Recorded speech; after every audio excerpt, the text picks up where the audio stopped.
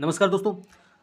BPSC का जो previous year question series चल रहा है उसका दूसरा पार्ट देख लीजिए। पहला इसमें 17 नंबर क्वेश्चन है कि बिहार में स्वराज दल की स्थापना किसने किया। ठीक है, तो ये 68th बीपीएससी में पूछा गया क्वेश्चन है, तो इसका आंसर हो जाएगा ऑप्शन ए कृष्ण सिंह, श्री कृष्ण सिंह, जो बिहार के पहले मुख्यमंत्री भी बन रहे थे। ठीक है, आगे देख लीजिए इसका एक्सप्लेनेशन में क्या है कि बिहार में स्वराजवादी आंदोलन दिसंबर 1922 में चित्तरंजन दास की अध्यक्षता में गया में अखिल भारतीय कांग्रेस का अधिवेशन हुआ था। ठीक है, तो गया में कब हुआ था अधिवेशन? दिसंबर 1922 का जो गया का अधिवेशन हुआ था, वो जिसकी अध्यक्षता किए थे चित्तरंजन दास जी। ठीक है, इस अधिवेशन के परिणाम स्वरूप कांग्रेस के बीच एक वैचारिक गुट बन गया जो विधान परिषद के प्रवेश का समर्थन था, और जो अन्य इसका विरोध करते थे और गांधीवादी मार्ग का समर्थन करते थे। सीआर दास और मोतीलाल नेहरू, अजमल खान विधान परिषद में प्रवेश के समर्थक थे। ठीक है, और इसी के कारण 1923-24 में आपका जो स्वराज दल बनना था। ठीक है, इसी के कारण। ठीक है, उसके बाद देख लीजिए वल्लभ भाई पटेल, सी राजगोपालाचारी और एम अंसारी विधान परिषद के प्रवेश के विरोधी थे। मोतीलाल नेहरू और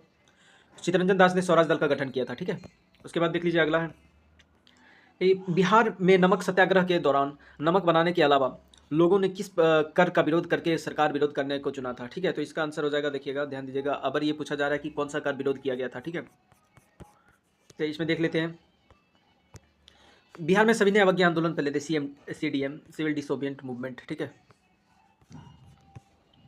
तो इसमें देख लीजिए क्या है कि डॉक्टर राजेंद्र प्रसाद ने नमक सत्याग्रह मसौदा तैयार किया और 6 अप्रैल 1930 को आंदोलन की तिथि चुनी गई थी। ठीक है, पंडित जवाहरलाल नेहरू ने सत्याग्रह की सफलता के लिए बिहार का दौरा किया और 31 मार्च से 3 अप्रैल 1930 में बिहार की यात्रा किया था।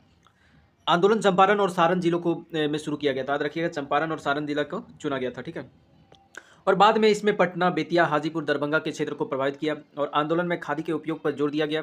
ठीक है, और नशीले पेय पदार्थों के खिलाफ भी मजबूत संदेश दिया। चौकीदार कर, देखिए याद रखिएगा, चौकीदारी कर को भुगतान करने से इनकार कर दिया। ठीक है, और पटना में स्वदेश समिति का गठन किया गया और आंदोलन में समाज के हर वर्ग की महिला को बड़ी भागीदारी थी। सच्चिदानंद सिन्हा, हसन इमाम, सर अली इमाम, ठीक है, प्रमुख नेता थे। ठीक है, और बीहपुर सत्याग्रह उसी समय हुआ शुरू किया गया था। डॉक्टर राजेंद्र प्रसाद और प्रोफेसर अब्दुल बारी पर लाठीचार्ज के विरोध में राय बहादुर द्वारकानाथ ने बिहार विधान परिषद को इस्तीफा दे दिया। तो काफ़ी इंपॉर्टेंट है कि राय बहादुर जो द्वारकानाथ जी थे वो विधान परिषद से इस्तीफा क्यों दिए थे? तो डॉक्टर राजेंद्र प्रसाद और अब्दुल बारी पर लाठीचार्ज किया गया था। ठीक है, उसके बाद देख लेते हैं कि चंद्रवती देवी और राम सुंदर सिंह आंदोलन के अन्य नेता थे जिन्होंने सक्रिय भागीदारी की। और चंपारण, भोजपुर, पूर्णिया, सारण, मुजफ्फरपुर ऐसे महत्वपूर्ण जिले थे जहां आंदोलन फला फूला और आंदोलन के क्रूर दमन के लिए गोरखा पुलिस का लगाया गया था। ठीक है, तो याद रखिएगा जो CDM मतलब सिविल डिसोबिएंट मूवमेंट था उसमें कौन कर का विरोध किया गया? तो चौकीदारी कर हो जाएगा। ठीक है, उसके बाद देख लीजिए 19 नंबर क्वेश्चन में श्री कृष्ण सिंह द्वारा गठित बिहार की निर्वाचित सरकार ने फरवरी 1938 में किस कारण इस्तीफा दे दिया था? तो ठीक है, देख लीजिए क्या है, राजनीतिक कैदियों की रिहाई के लिए। ठीक है, इसका ऑप्शन यही हो जाएगा, बी हो जाएगा। ठीक है, इसमें देख लीजिए राजनीतिक कैदियों की रिहाई के लिए किया गया। तो श्री कृष्ण सिंह ने 1937 में पहला कांग्रेस मंत्रिमंडल बनाया था। उन्होंने राजनीतिक कैदियों की रिहाई की मांग की और वायसराय पर दबाव बनाने के लिए मंत्रिमंडल 15 फरवरी 1938 को इस्तीफा दे दिया। बाद में वायसराय ने मांगों को मान लिया और योगेंद्र शुक्ला राजनीतिक कैदियों के साथ मार्च 1938 को रिहा कर दिया गया। ठीक है, उसके बाद देख लिया अगला है कि चंपारण सत्याग्रह के दौरान बिहार में गांधी जी की जान किसने बचाई थी? तो ये बटक मियाँ है। ठीक है, तो बटक मियाँ जैसे दूध में क्या किया गया था, पॉइजन डाल के गांधी जी को परोसने के लिए कहा गया, लेकिन बटक मियाँ ने उसका विरोध किया और इस प्रकार गांधी जी की जान बचाई थी। ठीक है, तो इसके बाद देख लेते हैं कि 1917 के चंपारण सत्याग्रह में एक ब्रिटिश मैनेजर इरविन ने गांधी जी की हत्या की फैसला किया और गांधी जी को रात को खाने में आमंत्रित किया और अपने रसोई बटक को मियाँ को आदेश दिया कि गांधी जी का जहर मिला हुआ दूध का गिलास परोसा जाए। बटक ने गांधी जी को जहरीला दूध गिलास परोसा, लेकिन ऐसा करते हुए उसने गांधी जी को इसकी जानकारी दे दी। महात्मा गांधी भाग निकले और बाद में बटक मियाँ को काम से निकाल दिया गया और उन्हें गिरफ्तार कर लिया गया और उन्हें प्रताड़ित भी किया गया। ठीक है, उसके बाद देख लेते हैं कि असहयोग आंदोलन के दौरान बिहार में किसानों का नेतृत्व किसने किया? काफ़ी इंपॉर्टेंट, जो 1919 में जो खिलाफत आंदोलन से शुरू हुआ था, असहयोग आंदोलन 1920 से ही प्रारंभ हुआ था। ठीक है, तो याद रखिएगा कि असहयोग आंदोलन में बिहार में किसानों का नेतृत्व किसने किया? तो इसका आंसर हो जाएगा स्वामी विद्यानंद ने। ठीक है, देख लेते हैं कि स्वामी विद्यानंद असहयोग आंदोलन के प्रबल समर्थक थे, जिन्होंने पहले ही किसानों के साथ मिलकर असहयोग का प्रचार करते हुए पूरे प्रांत का दौरा किया और उन्होंने असहयोग आंदोलन के दौरान बिहार के किसानों का नेतृत्व किया। ठीक है, अगला देख लेते हैं कि 1940 में पटना महिला कॉलेज की स्थापना निम्नलिखित में किस सोसाइटी द्वारा किया गया? तो ठीक है, तो ये काफी इंपॉर्टेंट है, ये हो जाएगा ऑप्शन नंबर सी, यानी sisters of the apostolic Carmel. ठीक है, ये क्या किया था? पटना महिला कॉलेज की स्थापना किया था। ठीक है, तो देखिए इसमें क्या है कि 1940 में पटना महिला कॉलेज की स्थापना बिशप BJ सुलीवन और SJ एस.जे. पटना के बिशप और mother M Josephine AC superior general of the apostolic Carmel society द्वारा की गई थी। और यह बिहार महिलाओं की शैक्षिक जरूरतों को पूरा करने के लिए खोला गया था, ठीक है, जो कि एक उच्च शिक्षा का पहला संस्थान था, ठीक है। चलिए उसके बाद देख लेते हैं कि अगला क्वेश्चन है, महात्मा गांधी और बिहार कुछ यादें, लेखक कौन है? बहुत इंपॉर्टेंट है ये, महात्मा गांधी और बिहार कुछ यादें के लेखक जो है वो है आपका Rajendra Prasad, option number C, ठीक है, ऑप्शन नंबर सी हो जाएगा राजेंद्र प्रसाद जी। तो देख लीजिए क्या है कि उसका व्यक्तिगत जीवन के बारे में, उनका जन्म 3 दिसंबर 1884 में सारण जिले में हुए थे, ठीक है। तो कहाँ हुए थे? सारण जिला में, ठीक है। सारण जिले में, अब इसको सीवान कहा जाता है, ठीक है, कि जीरादेई नामक छोटे से गांव में हुआ था। और उन्होंने शिक्षा जो प्राप्त किया है वो देख लीजिए, उन्होंने 1902 में प्रसिद्ध कलकत्ता प्रेसिडेंसी कॉलेज में प्रवेश लिया और 1907 में कलकत्ता विश्वविद्यालय अर्थशास्त्र में मास्टर डिग्री पूरी की करने के बाद कलकत्ता में लॉ कॉलेज में क्या हुआ, कानूनी की पढ़ाई की और कलकत्ता उच्च न्यायालय में प्रैक्टिस किया। 1937 में इलाहाबाद विश्वविद्यालय में से कानून में डॉक्टरेट उपाधि प्राप्त की और 1920 के दशक में शुरुआत में हिंदी साप्ताहिक देश और अंग्रेजी द्विसाप्ताहिक सर्चलाइट के संपादक थे, ठीक है। तो याद रखिएगा, जो हिंदी साप्ताहिक था ये देश है, और अंग्रेजी द्विसप्ताह मतलब 2 सप्ताह के बाद जो आ रहा था सर्चलाइट, इसके क्या थे? संपादक भी थे, ठीक है।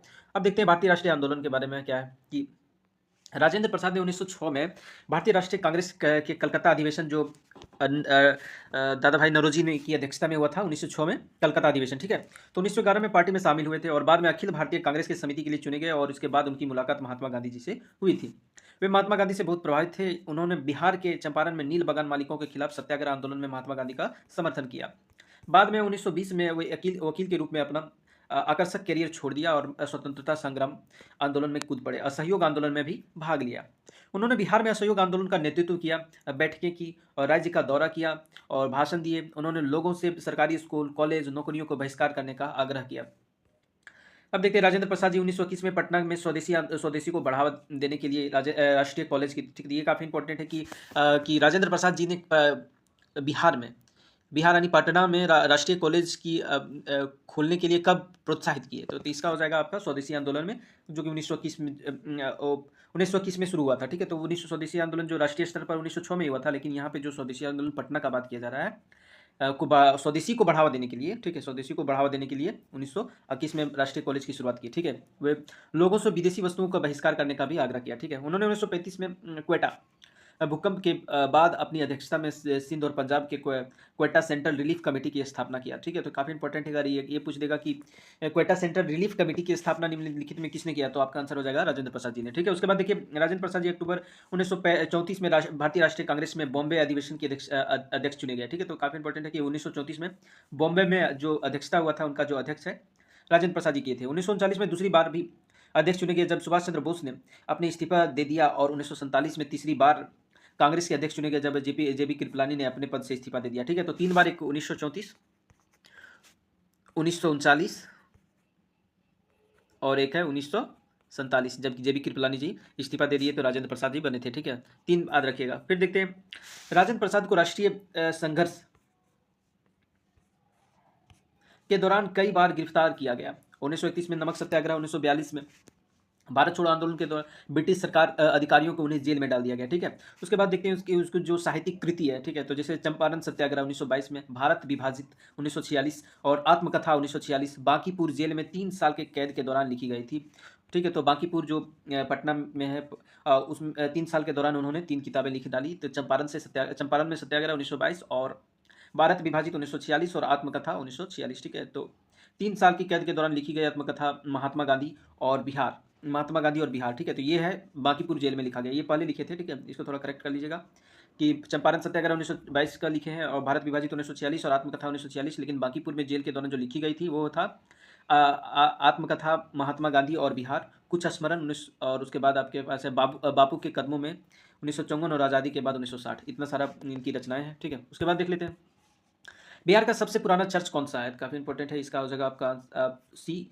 पादरी की हवेली, ठीक है। उसके बाद देख लीजिए पादरी की हवेली को मेरी चर्च के नाम से भी जाना जाता है और यह बिहार का सबसे पुराना चर्च है। इसे रोमन कैथोलिक बिहार आने पर बनवाया गया था, ठीक है। उसके बाद देख लेते हैं कि निम्नलिखित में से किसने हुमायूं को प्रस्ताव दिया कि यदि उसे बंगाल को अपने पास रखने की अनुमति दे दी जाए तो वह बिहार को सौंप देगा और 10 लाख दिनार का वार्षिक कर देगा। तो इसका आंसर हो जाएगा शेर खां, ठीक है। उसको देखिए, शेर खान ने हुमायूं को प्रस्ताव दिया कि यदि वो बंगाल को अपने पास रखने की अनुमति दे दिया जाए तो बिहार को सौंप देगा और 10 लाख दिनार का वार्षिक कर भी देगा, ठीक है। उसके बाद देख लेते हैं कि 26 नंबर क्वेश्चन में विक्रमशिला विश्वविद्यालय की स्थापना किसने किया, तो ये काफी इंपॉर्टेंट है, इसका आंसर हो जाएगा ऑप्शन ए, धर्मपाल ने। तो धर्मपाल वह शासक था जिसने 8वीं शताब्दी के अंत या 9वीं शताब्दी की शुरुआत में बौद्धों के लिए विक्रमशिला विश्वविद्यालय की स्थापना की और प्राचीन विश्वविद्यालयों के अवशेष की आंशिक रूप में बिहार के भागलपुर जिले की खुदाई की गई, ठीक। तो याद रखिएगा कि ये जो आपका दिख रहा है वो के धर्मपाल किए थे विक्रमशिला विश्वविद्यालय की स्थापना, ठीक है। उसके बाद देख लेते हैं निम्नलिखित में से बिहार के पहले राज्यपाल कौन थे। इसका आंसर आपका हो जाएगा option number A, sir James David Shifton, ठीक है। तो देख लीजिए क्या है कि सर जेम्स डेविड शिफ्टन 7 अप्रैल 1932 से 31 मार्च 1936 तक बिहार और उड़ीसा के राज्यपाल थे। तो 1 अप्रैल 1936 के बाद तो आपको पता है कि बिहार से उड़ीसा अलग हो गया था, है ना। तो 1 अप्रैल में से 10 मार्च 1937 में बिहार के राज्यपाल थे और वे बिहार उड़ीसा प्रांत के विभाजन के बाद बिहार के पहले राज्यपाल भी बने थे, ठीक। तो ये हो जाएगा आपका सर जेम्स डेविड शिफ्टन, ठीक है। उसके बाद देख लीजिए क्या है कि भारत के निम्नलिखित राज्यों में कौन सा बिहार के अधिकतम जिलों की सीमा से लगता है, ठीक है। तो इसका आंसर आपका हो जाएगा ऑप्शन नंबर डी, क्योंकि उत्तर प्रदेश और झारखंड, ठीक है। तो इसमें देख लीजिए कि नेपाल के साथ 7 जिले शेयर करता है, कौन कौन है, पश्चिमी चंपारण है, पूर्वी चंपारण है, सीतामढ़ी, मधुबनी, सुपौल, अररिया, किशनगंज, ठीक है। और नेपाल के पश्चिमी चंपारण के साथ सबसे लंबी सीमा साझा करता है, ठीक। याद रखिएगा जो बिहार है वो नेपाल के साथ जो जिला है पश्चिमी चंपारण वो सबसे ज़्यादा लंबी सीमा साझा करता है, और उत्तर प्रदेश के साथ 8 जिला है और झारखंड के साथ भी 8 जिला है, ठीक है। इसलिए इसका आंसर एक से अधिक होगा, क्यों, क्योंकि दोनों अधिक है ना, उत्तर प्रदेश और झारखंड भी बराबर बराबर है। तो उसके बाद देख लीजिए क्या है कि उत्तर प्रदेश में 8 जिला है, जैसे पश्चिमी चंपारण, गोपालगंज, सिवान, सारण, भोजपुर, बक्सर, कैमूर, रोहतास, और झारखंड में आपका हो जाएगा रोहतास, औरंगाबाद, नवादा, गया, जमुई, बांका, भागलपुर, कटिहार, ठीक है। पश्चिम बंगाल से इसका 3 सीमा लगता है, 3 जिला का, वो है किशनगंज, पूर्णिया और कटिहार, ठीक है। पटना के आसपास 9 जिले हैं, जो पटना के आसपास 9 जिले हैं, जैसे जैसे आपका मिलता है भोजपुर, सारण, वैशाली, समस्तीपुर, बेगूसराय, लखीसराय, नालंदा, जहानाबाद और अरवल, ठीक है। उसके बाद देख लेते हैं कि नेपाल और उत्तर प्रदेश के जो सीमा साझा करता है पश्चिमी चंपारण, नेपाल और पश्चिम बंगाल के साथ वो किशनगंज, और झारखंड और उत्तर प्रदेश के साथ रोहतास, झारखंड और पश्चिम बंगाल के साथ कटिहार, ठीक है। आगे देख लीजिए बिहार के जिले प्रशासनिक प्रभाग, ठीक है। तो इसमें देख लीजिए जैसा कि पहले बताया गया कि जिलों के भीतर कानून और व्यवस्था के बेहतर नियंत्रण के लिए बिहार के सभी जिलों को 9 प्रशासनिक प्रभागों में विभाजित किया गया, और बिहार का कौन सा जिला किस प्रशासनिक विभाग के अंतर्गत आता है ये नीचे दिया गया, ठीक है। उसके बाद देख लीजिए कि पटना, तो याद रखिएगा जो विभाजन किया गया पटना में जो प्रभाग है उसके अंदर आपके पास देखिए कितना जिला आता है, तो ये इंपॉर्टेंट है, भोजपुर, बक्सर, कैमूर, पटना, रोहतास और नालंदा। तो कितना हो गया, 1 2 3 4 5 6 छः जिला आता है, ठीक है। सारण में आपका है सारण, सिवान, गोपालगंज 3 है। तिरहुत में पूर्वी चंपारण, मुजफ्फरपुर, शिवहर, सीतामढ़ी, वैशाली और पश्चिमी चंपारण 6 इसमें भी है। पूर्णिया में अररिया, कटिहार, किशनगंज, पूर्णिया, ये 4 है, ठीक है। उसके बाद भागलपुर में भागलपुर और बांका, ये 2 है, ठीक है। उसके बाद देखिए दरभंगा में आपका दरभंगा, मधुबनी और समस्तीपुर, ये 3 है। उसके बाद कोसी में मधेपुरा है, सरसा, सुपौल है, इसमें भी 3 है, ठीक है। उसके बाद आपका आता है मगध, मगध में आपका अरवल, औरंगाबाद, गया, जहानाबाद, नवादा, तो इसमें आपका हो गया 5। मुंगेर में बेगूसराय, जमुई, खगड़िया, मुंगेर, लखीसराय और शेखपुरा, तो इसमें 6 हो गया, ठीक है। ये जरूर याद कर लीजिएगा। उसके बाद देख लेते हैं बिहार में बहने वाली पवित्र नदी फल्गु निम्नलिखित में से किस नदी के संगम से बनी है। तो याद रखिएगा कि जो फल्गु नदी का उद्गम केंद्र है वो झारखंड के उत्तरी भाग में है, ठीक है। तो लेकिन ये बहते बहते इसका जो संगम है 2 नदी से बना है, एक है मोहना और लीलाजन नदी, ठीक है। उसके बाद देख लेते हैं कि बिहार में गंगा नदी के उत्तर में जलोढ़ मैदान है, जिन्हें उत्तर बिहार का मैदान कहा जाता है, और ये मैदान कई नदियों से संपन्न है जो प्राकृतिक में बारहमासी और मौसमी दोनों है। सबसे महत्वपूर्ण बात यह है कि उत्तर बिहार के कुछ नदियां जैसे क्या है घाघरा, गंडक, बूढ़ी गंडक, कोसी, महानंदा आदि ये नदियां गंगा नदी में गिरती है, ठीक है। और दूसरी जो बागमती है, अधवारा है, कमला बलान है आदि कोसी नदी के माध्यम से गंगा नदी में गिरती है, ठीक है। उसके बाद देख लेते हैं कुछ कुछ विवरण नदियों के। तो सबसे पहले है घाघरा, सरयू, सरयू या फिर करनाली, ठीक है, याद रखिएगा। घाघरा का 3 नाम है, घाघरा है, सरयू है और करनाली। तो घाघरा नदी बेसिन का कुल जल संग्रहण 1,27,950 वर्ग किलोमीटर है, जिसमें बिहार में 2,995 वर्ग किलोमीटर, उससे 70,303 वर्ग किलोमीटर नेपाल में है और 54,652 वर्ग किलोमीटर उत्तर प्रदेश। तो बिहार में जो घाघरा नदी का जो बेसिन है, नदी बेसिन है, वो काफ़ी कम है, लगभग 2,995 वर्ग किलोमीटर। सबसे ज़्यादा कहाँ है आपका? नेपाल में, ठीक है। भारत में उत्तर प्रदेश के 16 जिले और बिहार के 3 जिले, काफ़ी इंपॉर्टेंट है कि जो घाघरा नदी है और बिहार के 3 जिले कौन कौन है? गोपालगंज, सिवान और छपरा है, ठीक है। गोपालगंज, सिवान और छपरा को इस बेसिन के जल संग्रह में आते हैं, ठीक है। और जल संग्रह क्षेत्र के लगभग पूरा मैदान में भारत और नेपाल की सीमा के दक्षिण में स्थित है, ठीक है। यह जलोढ़ मैदान मैदान का हिस्सा है और बिहार राज्य की छोटी गंडक, इरही, झरिया, दहा जैसी सहायक नदियां घाघरा के बाएं, देखिए मान के चलिए घाघरा है तो बाएं इस नदी तट पे अब इस प्रकार का जो नदी ट्रिब्यूटरी है, वो कौन कौन हो जाएगा आपका? छोटी गंडक है, झरिया और दहा है, ठीक है, याद रखिएगा। झरिया है और दहा, ये किसका है? ये सारा घाघरा नदी का सहायक नदी है, ठीक है, घाघरा। उसके बाद देख लेते हैं कि और गाद से भरे क्रॉस सेक्शन से होकर बहती है और कुछ निचले इलाके में जिन्हें तो चौर क्या बताया कहा जाता है, गाद का क्षेत्र होता है और ये आपस में क्रॉस सेक्शन इस प्रकार क्रॉस सेक्शन बनाता है। तो ये जो रीजन है वो क्या कहलाएगा? चौर कहलाएगा। क्या कहलाएगा? चौर, ठीक है। आगे देख लेते हैं कि गंडक। तो गंडक नदी का दूसरा नाम क्या है? ये क्वेश्चन आया है 69th बीपीएससी में, ठीक है। तो इसका दूसरा नाम है नारायणी या फिर सालीग्रामी, ठीक है। तो गंडक नदी का दूसरा नाम है नारायणी या फिर सालीग्रामी, ठीक है। देखिए ये नेपाल के पास तिब्बत में धौलागिरी के उत्तर से निकलती है और नेपाल के त्रिवेणी शहर के पास भारतीय क्षेत्र में प्रवेश करती है, ठीक है। तो याद रखिएगा नेपाल के त्रिवेणी के शहर के साथ भारतीय क्षेत्र में प्रवेश करती है। यह पटना के पहलेजा घाट में गंगा से मिलती है। काफी इंपॉर्टेंट है। गंगा ये पूछ देगा कि गंगा नदी में मिलने से पहले पटना में कौन घाट पास करता है? तो ये पहलेजा है, तो पहलेजा आ रहा है, ठीक है। तो पहलेजा, तो यह दक्षिण दिशा में बहती है, यानी इस प्रकार दक्षिण दिशा में बहती है और उत्तर प्रदेश और बिहार के बीच सीमा बनाती है, ठीक है। तो बिहार का जो इस प्रकार का है, तो यहाँ यहाँ ये रीजन में, इस रीजन में जाके ये सीमा बनाते हैं, क्योंकि इधर आपका उत्तर प्रदेश हो जाएगा, है ना। और बिहार में पश्चिमी चंपारण, याद रखिए बिहार में पश्चिमी चंपारण, पूर्वी चंपारण, मुजफ्फरपुर, गोपालगंज, सिवान, सारण, वैशाली जिले को अपनी पानी बहती है, ठीक से अपना पानी बहती है और त्रिवेणी नहर गंडक नदी के में से पानी मिलता है, ठीक है। अब देखते हैं बूढ़ी गंडक। तो बूढ़ी गंडक नदी सोमेश्वर की पहाड़ियों से निकलती है, ठीक है, और गंडक के समानांतर सोमेश्वर की पहाड़ियों से निकलती है, ठीक है, और गंडक के समांतर बहती है। यह अपने मार्ग में घुमावदार रास्ते बनाती है और अपने ऊपरी इलाकों में सिकेहाना नाम से जाना जाता है, ठीक। तो ये ऊपरी इलाकों में क्या कहा जाता है? सिकेहाना के नाम से जाना जाता है। इसकी महत्वपूर्ण सहायक नदियों में क्या क्या है? हरहा है, कपन है, मेसन है, पंडई है, उरई है, तेलाबे है, तिरतियूर है, ठीक है। इसका मार्ग गंडक नदी के समान ही है और उत्तर पश्चिम से दक्षिण पूर्व की ओर है, ठीक है। तो ये उत्तर पश्चिम है रीजन, ठीक है, इस प्रकार आता है। तो ये क्या हो गया? दक्षिण पूर्व की ओर। समस्तीपुर और मुजफ्फरपुर में बूढ़ी गंडक के तट पर सबसे प्रमुख शहर है, ठीक। तो याद रखिएगा कि समस्तीपुर और मुजफ्फरपुर किस नदी के तट पर स्थित है? तो ये बूढ़ी गंडक, ठीक है। उसके बाद देखते हैं हम लोग बागमती।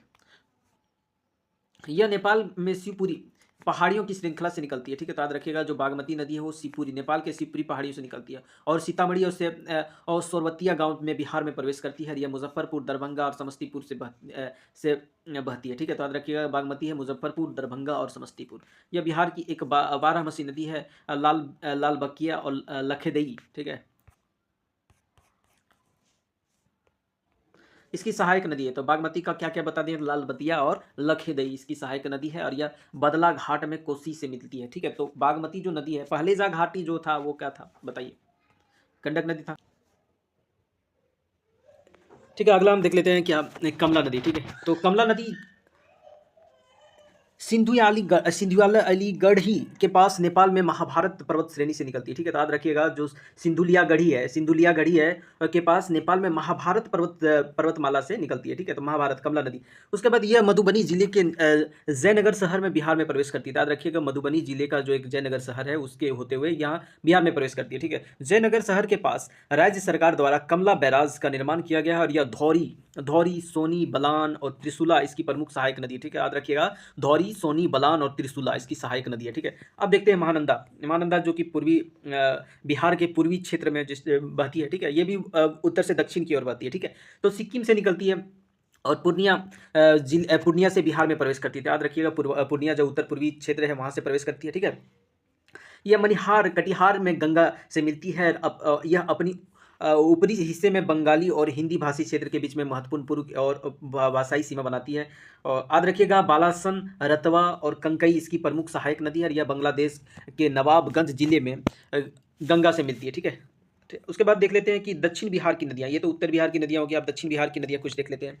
दक्षिण बिहार का भूभाग मुख्य रूप से कर्मनाशा, सोन, पुनपुन, किऊल, बिंदुआ चंदन और नदियाँ अपवाहित है जो सभी गंगा में गिरती है, ठीक है। तो सबसे पहले जो देखते हैं सोन नदी, जो कि कहाँ से निकलती है, तमरकंटक से निकलती हुई और झारखंड के गढ़वा क्षेत्र से भी प्रवेश करती है, गढ़वा और पलामू जाके ये बिहार में गंगा नदी से मिल जाती है, ठीक है। तो मध्य प्रदेश के अमरकंटक अमरकंटक पहाड़ियों से निकलती है और मनेर में गंगा से मिल जाती है, ठीक है। और रिहंद उत्तरी कोयल नदी जो कि झारखंड से है, ठीक है। और इसकी प्रमुख सहायक नदी तो रिहंद और उत्तरी कोयल नदी इसकी सहायक नदी है, ठीक है। और बाढ़ को रोकने के लिए डेहरी और इंद्रपुरी बराज में एनीकट बनाया गया है, ठीक है। एनीकट बनाया गया है, तो कहाँ पर, डेहरी और इंद्रपुरी में। उसके बाद देखते हैं कोसी नदी।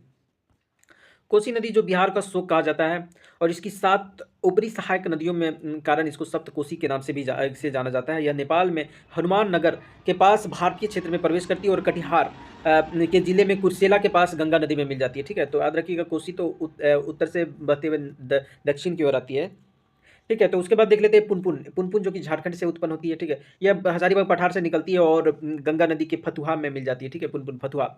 और इसकी प्रमुख जो सहायक नदी है कौन कौन है, उसका दोरधा है, बटाने है, ठीक है। तो इस पे आपका ये बांध बनाया गया है, ठीक है, छोटा सा डैम टाइप का। तो ये बटाने जो कि पलामू में है। उसके बाद मादर है और मोरहर है, ठीक है। तो याद रखिएगा दोरधा, मोरहर, बटाने और मादर इसका सहायक नदी है, ठीक है। झारखंड के पलामू जिले से निकलती है और झारखंड और बिहार में भारतीय राज्यों के चतरा, औरंगाबाद, गया और पटना जिलों से होकर बहती है, ठीक है। उसके बाद देख लेते हैं हम लोग कि गया के महात्म्य के संबंध में वायु और पद्म पुराणों में नदी उल्लेख पुनः पुनः के रूप में किया गया है, जिसका पुनः पुनः संवादी रूप है, ठीक है। अब आगे देखते हैं फल्गु नदी। तो फल्गु नदी को आपको जानते हैं कि गया में है, इस पर एक गया जी डैम बना है ना। तो निरंजना नदी दूसरा नाम है इसका, निरंजना नदी, ठीक है। आगे देख लेते हैं कि यह हिंदुओं और बौद्धों के लिए एक पवित्र नदी है। हिंदू मान्यता के अनुसार नदी के किनारे पिंडदान या धार्मिक समारोह किया जाता है, ठीक है, ताकि मृतकों को पुनर्जन्म के चक्र से मुक्ति मिल सके। फल्गु का निर्माण लीलाजन और मोहना नदी, ठीक है। तो याद रखिएगा इसका दो सहायक नदी है, एक लीलाजन और दूसरा मोहना, काफी इंपॉर्टेंट है, दो बड़ी पहाड़ी नदियों में संगम से बना है। उसके बाद आता है कर्मनाशा नदी, ठीक है। तो इसका नाम ही कर्मनाशा सजेस्ट क्या करता है, कर्म का नाश हो जाना, ठीक है। रोहतास पठार से निकलती है, तो रोहतास पठार से निकलती है और ये लंबी दूरी तक उत्तर प्रदेश और बिहार की सीमा बनाती हुई चौसा के पास चौसा जो हुमायूं और शेरशाह के बीच में युद्ध हुआ था, ठीक है। बाद में हुमायूं कर्मनाशा नदी पर कूद भी जाता है ना। तो देखते हैं कि पास चौसा के पास गंगा नदी में मिल जाता है। यह इसकी मुख्य सहायक नदियां कौन कौन, दुर्गावती है, चंद्रप्रभा नदी है, करुणती है और खजूरी नदी है, ठीक है। उसके बाद देखते हैं क्यूल। क्यूल नदी जो कि क्यूल नदी झारखंड के गिरिडीह जिले में तीसरी पहाड़ी श्रृंखला से निकलती है, ठीक है। तो याद रखिएगा कि जो क्यूल नदी है वो झारखंड के गिरिडीह जिले के तीसरी पहाड़ी श्रृंखला से निकलती है, ठीक है। और इसके बाद यह जमुई जिले में पहाड़ी में एक घाटी के माध्यम से बिहार में प्रवेश करती है, ठीक है। तो सतपहाड़ी के माध्यम से ये क्यूल नदी प्रवेश करती है, कहाँ, जमुई जिले में। फिर लखीसराय से गुजरती है और रहुआहट में होरहर नदी, सकरी नदी की निरंतरता और नवादा के शेखपुरा के माध्यम से आती है, इसमें मिल जाती है और अंत में सूरजगढ़ यानी कि लखीसराय के पास गंगा में मिल जाती है, ठीक। तो याद रखिएगा कि जो क्यूल नदी है वो लखीसराय के पास गंगा नदी में मिल जाती है, ठीक है। क्यूल और होरहर नदी प्रणाली बिहार में गंगा नदी प्रणाली के दक्षिणी तट पर प्रसिद्ध टाल क्षेत्र बनाती है, ठीक है। तो जैसे हम लोग क्या देखे थे, घाघरा में चौर देखे थे ना, घाघरा में जो चौर का निर्माण करता है, तो टाल क्षेत्र का निर्माण कौन कर रहा है, आपका क्यूल नदी क्षेत्र। उसके बाद अजय नदी जो कि जमुई बिहार के चकाई ब्लॉक से निकलती है, ठीक है। तो याद रखिएगा जो अजय नदी का उद्गम क्षेत्र है वो कहाँ, जमुई बिहार के चकाई ब्लॉक में। और झारखंड और पश्चिम बंगाल से होकर बहती है और अंत में कटवा टाउन पश्चिम बंगाल के पास भगीरथी जो कि गंगा नदी का ही एक डिस्ट्रीब्यूटरी है के भगीरथी में मिल जाती है। और अजय की महत्वपूर्ण सहायक नदी झारखंड के पत्थरों और जयंती और पश्चिमी चंपारण में वर्धमान जिले में तुमुनी है और कुन्नूर है, ठीक है, याद रखिएगा। चलिए अगला क्वेश्चन देख लेते हैं। बिहार में निम्नलिखित में किस स्थान पर पहली बार चाय बागान स्थापित किए गए थे, तो याद रखिएगा इसका काफी इंपॉर्टेंट ये हो जाएगा ऑप्शन नंबर ए, ठाकुरगंज। तो 1980 के दशक में किशनगंज के पोठिया और ठाकुरगंज ब्लॉक के चाय बागान विकसित किए गए थे। अब जिला मुख्यालय से 10 किलोमीटर दूर ठाकुरगंज की ओर जाने वाली सड़क के किनारे बेलवा और खूबसूरत चाय बागान देखे जा सकते हैं, ठीक है। उसके बाद देखते हैं किशनगंज। तो किशनगंज के बारे में जानना बहुत जरूरी है। तो देखिए किशनगंज क्या है, पूर्णिया डिवीजन का हिस्सा है। याद रखिएगा, जो पूर्णिया डिवीजन हम लोग जो 9 संभाग पढ़ाए हैं, तो उसी में किशनगंज जो है पूर्णिया डिवीजन का हिस्सा है। यह 14 जनवरी 1990 में अस्तित्व में आया और किशनगंज बिहार के उत्तर पूर्वी भाग में है, ठीक है। बिहार का ये अगर मैप है तो ये इस रीजन में आपका क्या है, किशनगंज है, ठीक है। और भारत के नक्शे पर चिकन नेक के हिस्सा है, तो चिकन नेक जो कि बांग्लादेश जो नॉर्थ ईस्ट पार्ट है आपका, वही जो रीजन है उसी को चिकन नेक बोलते हैं, ठीक है। तो भारत के नक्शे में चिकन नेक का हिस्सा है और इसकी नेपाल के साथ भी एक अंतर्राष्ट्रीय क्या बनाती है, एक सीमा और पश्चिमी ठीक है। और पश्चिम बंगाल के 20 किलोमीटर की सक्रिय पट्टी किशनगंज को बांग्लादेश से अलग करती है, ठीक है। तो 20 किलोमीटर का पट्टी है जो कि किशनगंज को बांग्लादेश से अलग करती है। और उसके बाद देख लेते हैं कि जिले से होकर बहने वाली महत्वपूर्ण नदियां कौन कौन है। तो किशनगंज से बहने वाली क्या है, महानंदा है, कंकई है, मेची है। तो आप देखे पढ़े होंगे मेची कोसी परियोजना है ना, तो यही मेची नदी है। उसके बाद डाइकनक नक है, उसके बाद और रतुआ है, सुधानी है, ठीक है। उसके बाद आप चलिए इतिहास में कुछ देखते हैं। इतिहास में मुगल काल के दौरान किशनगंज नेपाल का हिस्सा था। इसे नेपालगढ़ के नाम से भी जाना जाता था, ठीक है। तो नेपालगढ़, किशनगंज को नेपालगढ़ कहा जाता था। मुगल बादशाह शाह आलम ने इस पर कब्जा कर लिया, तो शाह आलम कब्जा किया और उसके सम्मान में इसका नाम बदलकर आलमगंज रख दिया था, ठीक है। यह भारत के सबसे संवेदनशील जिलों में से एक है क्योंकि इसकी सीमा नेपाल से लगती है और यह बांग्लादेश के बहुत करीब है। अब इसका जनसंख्यिकीय प्रोफाइल देखते हैं, जिसकी देखिए किशनगंज की जो जनसंख्या है वो लगभग 1,69,00,000 के पास है, ठीक है। अच्छा, 1 करोड़ नहीं, ये 16 लाख है, 90,400, ठीक है। थोड़ा सा देख लीजिएगा। और जनसंख्या घनत्व है 897 और लिंग अनुपात है 950, ठीक है। और साक्षरता दर 55.5। उसके बाद देखिए आरोही दशकीय जनसंख्या वृद्धि के अनुसार बिहार के निम्नलिखित जिलों का सही क्रम चुनें, ठीक है। तो ये इंपॉर्टेंट है। तो इसका देखिए सबसे पहले जो निर्माण हुआ था, तो सबसे पहले हमको यहाँ देखना है जनसंख्या दशकीय वृद्धि दर। निर्माण के अनुसार नहीं, जनसंख्या दशकीय वृद्धि दर के अनुसार देखना है। तो इसका आंसर ऑप्शन ए हो जाएगा। पहले है सिवान, किशनगंज, मधेपुरा। काफ़ी फैक्चुअल क्वेश्चन है। तो यहाँ देख सकते हैं कि जो सिवान का दशकीय वृद्धि दर है वो 22.25 है, किशनगंज का 30.44 और मधेपुरा का 30.65, ठीक है। काफ़ी फैक्चुअल है। उसके बाद देख लेते हैं कि बिहार का सामान्य जानकारी हम लोग देखते हैं। चलिए दोस्तों, इसको हम नेक्स्ट क्लास में करते हैं, ठीक है। धन्यवाद। अधिक से अधिक शेयर कर लें और सब्सक्राइब जरूर कर दें, ठीक है। जय हिंद।